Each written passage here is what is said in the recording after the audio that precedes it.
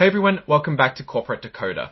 Today we're diving into a company that's all about squeezing the competition, or maybe just squeezing something else entirely. We will be talking about Tactile Systems Technology. What I'm referring to is what's in this 8K filing. But let me give you a hint. It's not a new squeeze toy for your dog. Tactile Systems Technology just had their annual meeting and they've got a new plan in place for giving employees stock. We're going to break down what that plan is, who gets the stock, and what the stockholders voted on at the meeting. Before we get started, if you like getting quick insights from corporate filings, subscribe to our channel. Also join our Discord community, the link is in the description. First, the big news is the approval of their 2025 equity incentive plan. Think of this plan like a way for the company to give its employees and advisors a piece of the pie, rewarding them with company stock. It's also an attempt to keep them motivated. Basically, it's a pool of 1,850,000 shares of stock set aside.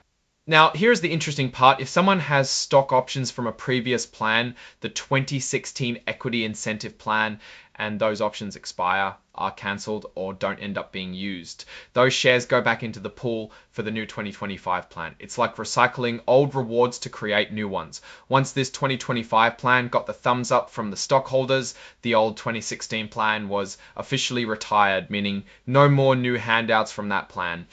Who gets these stock rewards? It is employees, consultants, advisors, and even the non-employee members of the board of directors. They can get it in the form of stock options, which is the option to buy stock at a set price, stock appreciation rights, which are rights that allow someone to get the amount of the increase in the stock price, restricted stock, or even other stock-based awards. It's all handled by the Compensation and Organization Committee of the company's board. If you want to dive into the specifics, the filing includes the actual plan document and the forms for different types of stock awards. These are the agreements people signed when they get these stock rewards. Now, let's move on to what the stockholders actually voted on at their annual meeting. Think of this as the company's version of a town hall meeting, where the owners of the company, the stockholders, get to have their say. First up, they voted on who gets to sit on the board of directors. These are the people who are in charge of making big decisions for the company. The stockholders got to choose who they wanted to represent them. All the nominees were approved and will serve until the annual meeting of next year. William Burt got 15,005 nominees were approved and will serve until the annual meeting of next year. William Burt got 15,546,297 vote and some bond 46,107 withheld. Raymond Huggenberger got 15,507 Henvig 4 withheld. Finally, Asbury got 15,556,219 47 4 and 19 withheld. Raymond Hugendale Washington got 57,126 withheld. Laura King got 56,056,246 withheld. Laura King got 15,219,246,294 withheld. Sherry Dog got 15,774 years told. E. Brent Schaffer got 14,1927 and father 18 withheld. Next, they voted to approve Grant Thornton L. as the company's independent auditor for the current year. The stockholders basically gave the thumbs up to the company's choice of accountants to check the books. 18,963 voted for the appointment, 21,340 against, and 8,740 against, and 8,740 against, and 8,745 abstained. The stockholders also got to give an advisory vote on how much the company's top executives are paid.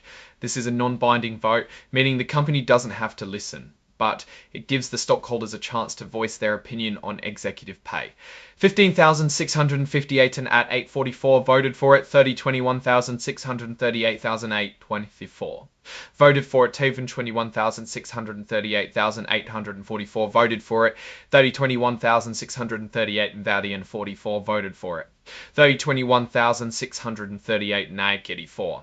They also voted on how often they should have this advisory vote on executive pay. The choices were every year, every 2 years, or every 3 years. The majority votee voted for every year, and consistent with the board's recommendation, the company will hold future advisory votes to approve the compensation of the company's named executive officers every year until the next required vote. Finally, the stockholders gave their official approval to the 25 equity incentive plan.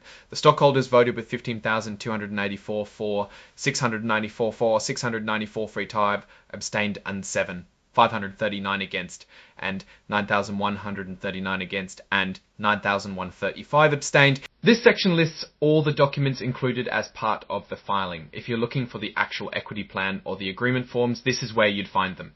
Wanted to conduct, what does all of this mean for Tactile Systems technology? Well, a new equity plan can be a good thing, and often it is for employers because it gives them a chance to own a piece of the company and benefit from its success. It also could be seen as a smart retention strategy and hiring tactic. In this case, a plan like that can attract talent and make employees stay for longer so they don't jump ship to some competitor that could offer them something better. It also aligns employee interests with those of the stockholders. In theory, employees want the stock price to go up, which means the company does well and everyone wins. However, giving away equity dilutes existing shareholders and investors. More shares out there means each share represents a smaller piece of the pie. The approval of directors and auditor is a standard process.